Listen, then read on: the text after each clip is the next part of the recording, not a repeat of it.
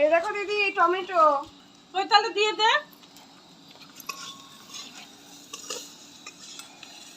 আরে টমেটো তো আর একই ছিলি, এইভাবেই তো দিতে হয়, রান্নার টেস্ট বাড়ে। মাছের ডিমে সেই স্বাদ হবে সবাই উপকার।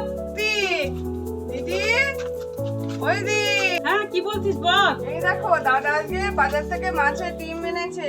হ্যাঁ তুই আয়, কিন্তু তুই আয় আমার হাতে খেতে জোড়াজোড়ি করে দে। প্রথমে ডিমটাকে পেঁয়াজ সব দিয়ে মাখিয়ে নেব। এবার বেসনটা দিলাম, এবার একটু লঙ্কার গুঁড়ো, হলুদ গুঁড়ো, একটু নুন, জিরে আর ধনে দিয়ে দিলাম।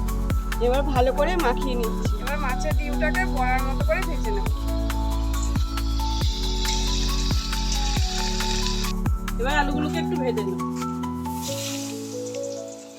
জিরে, তেজপাতা, দারচিনি, এলাচ ফোড়ন দিলাম। এবার পেঁয়াজ রসুনগুলোকে ভেজে নিই, পেঁয়াজটাকে দিয়ে দিলাম। এবার সব এক এক করে দিয়ে দিলাম।